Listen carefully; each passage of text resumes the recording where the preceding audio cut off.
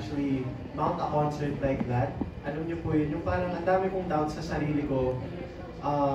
Not just for this show, but in terms of my career. I feel like all of us go through that. Yung parang may mga times na kaya ko pa ba to, magagawa ko pa ba to. Tapos doon po sa gabi yun, napatunayan ko naman sa sarili ko na kaya mo naman, kailangan mong magtiwala sa sarili mo. And you know, that's part of personal development, yung growth nga na sinasabi po nila. So, I also grew as a performer, I'd say. Parang, especially training with A-Team. Sabi ko nga kay Coach Arden, never trained like this for a concert before. Parang, konti na lang sasali na ako sa mga competition nila, sa ginagawa nilang training sa akin. Hindi po talaga siya biro. Background lang, sino ba kasi ang A-Team? Baka dapat... Yan, A-Team po yung naging dancers ko for D10. And it was really a different experience po eh, kasi I've worked with so many dancers also in my past concerts, G-Force, D-Grind maneuvers, so it's nice to kind of choose different dancers as well kasi magkakaiba rin sila ng mga grooves, magkakaiba sila ng type of choreography, so isa na naman yun in terms of growth na pinagdaanan ko po sa concert ko. So yung A-Team kasi diba, champion team, nagko-compete sa ibang bansa, nire-represent ng Philippines. Ganun po yung level yung ka-training ni Darren Curtis. Kasi pag sinasabi nila usually sa rehearsals na, okay, water break, may mga 5 minutes ka. Yung water break ni Coach Aldo sa akin, talagang literal na water break, iinom ka lang ng tubig, tapos sasayaw ka na ulit. Yun po talaga yun. And paid off naman eh, kasi ang dami kong natutunan sa pagsayaw. Like, napansin din ng mga dancers, ng mga friends. Like, si Easy Bonifacio, si Kenneth San Jose. Napansin nila yung improvement ko and it's really flattering as well. Tsaka, yung banda ko po that night was my band from 10 years ago already. Like, sa lahat ng concerts ko, sila yung tumutugtog. And they've noticed na yung range ko, yung pagkanta ko, it's improved also po. Tsaka parang, hindi na ako nag-aalangan sa pag-hit ng mga ganitong notes. So that's also something that I learned throughout the process of making this concert. What else? I was more hands-on din po sa 10th anniversary concert ko. Parang ang dami kong mga ideas na hindi na ako takot na magsabi sa team ko na ayoko to. Parang ang corny nito. Of course, in a respectful manner. Pero yun po kasi nung bata ko, parang I would just keep going with whatever they would give me. Kung anong iba to sa akin, gagawin ko. Kakantahin ko, sasayawin ko. Pero ito, mas marami yung prods na ako po yung gumawa ng concept as well. Yeah.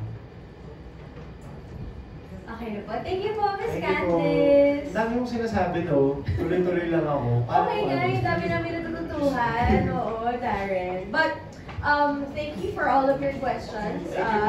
And now, since that was such a great discussion naman, sabi mo, dami mo nang nasabi, hihingan pa namin ulit ng sasabihin, Darren. Oh, is there anything you'd like to say? Of course, to your Darren Natics, sabi mo nga, they proved you wrong. Grabe yung heartfelt gratitude mo sa kanila. So this is your moment to say a heartfelt thanks to them. Of course, una sa lahat, maraming salamat po sa mga Darrenatics na talagang they made it a point to sell out the Araneta Coliseum. Grabe yung efforts yung nakikita ko sa social media, yung mga pinagdaanan nila for D10. Thank you so much sa 10 years of unconditional love. Maraming salamat po talaga sa mga Darrenatics. And aside from them, who I already consider my family, my family po talaga, mga relatives ko rin. Thank you so much to my parents, to my little sister, everyone who flew in from other countries just to be here for my 10th anniversary, sa mga bumahe from my hometown province of Nueva Vizcaya, Nueva Ecija. Maraming salamat po. Sa lahat ng mga sponsors din na tumulong po sa D10, thank you so much.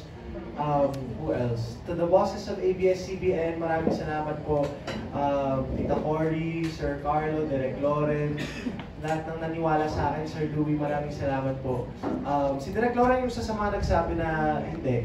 Ayokong may mga solo spot yung mga guests. Gusto ko si Darren lang napapanood to the whole time. Kaya yung pahinga ko lang talaga sa concert were the VTRs. Kasi lahat po ng prods of the guests, andun din ako kaduet nila. So, ayun. Direk Loren Miraya naman po. So, thank you also to my Star Music family. Sir Rox, Sir Jonathan, to my Star Magic family as well. Aside from Direk Lauren, syempre yung handler ko si Ate Edith, my RM Ate Yani. To everyone who was part of, you know, the behind the scenes of the whole process po, maraming salamat. To my band, the A-Team, to Direk Frank, Lloyd Mamaril, maraming salamat mo po. To Miss Jessa also. Who else? Of course, my styling team, si Kuya Rodel, and yung mga designers po, including Derek Beltran, Francis Libiran, Dixon Lim, maraming salamat sa mga sinuot ko during the concert. To Ate Mabeth and Kuya Mikey for making me look presentable. Tsaka yung buhok ko talaga hindi gumalaw buong concert. Sa buong concert na yun, Kuya Mikey, hindi ko alam kung anong mga magic yung ginawa ko sa buhok ko. Pero kahit sa kaldag ko, hindi na siya gumalaw eh. Kahit pinagpawisan at lahat-lahat. So, ayun, isa yun sa mga magical moments sa aking concert. What else? There's so many people to thank, pero I just want to thank God. Especially God. Kasi ang dami ko nang pinagdaanan na parang mga moments where I've doubted myself and I would just pray and God has proven me wrong each time. So maraming salamat to God for always being there. You know, I feel that He's always present sa lahat ng mga ginagawa ko. So to God be the glory talaga. Ayun. Thank you po. Ano bang next na abangan sa'yo, Darren? Makita-kita na ba tayo sa B20, B40, B70, ganyan? Wow, ang advanced naman masyado. Pero syempre, I'm gonna be having my vacation, so abangan niyo po sa Instagram. Marami akong i-upload ng mga vacation pics. Hindi, joke lang. Pero syempre, showtime po, Mondays to Saturdays, everyday, 12 noon. And on Sundays naman, ASAP natin to. And you can still replay our episodes of Can't Buy Me Love on Netflix and I Want TFC. And also po, ASAP natin to live in California is happening on August 3rd.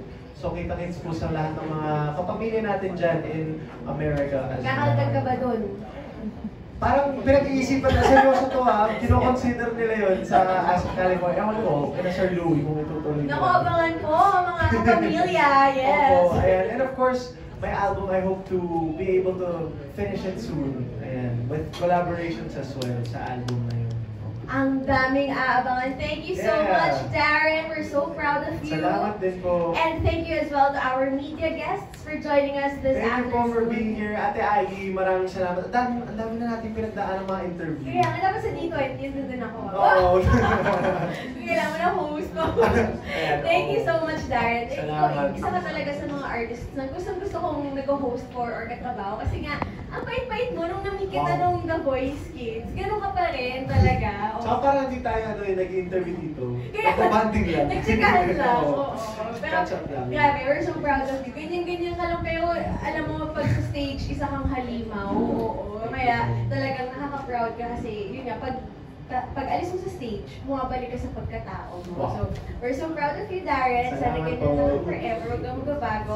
And to our media guests, maraming salamat din po sa walang sawang pagsuporta po sa ating mga Star Magic artists. And this has been this part of the Star Magic Spotlight Press Con. Please do join us next time once again at IE de la Cruz. And please, palapakan po natin si Darren! Thank you po! Thank you, Darren! Salamat po mga nanonood ngayon online. Thank you rin po.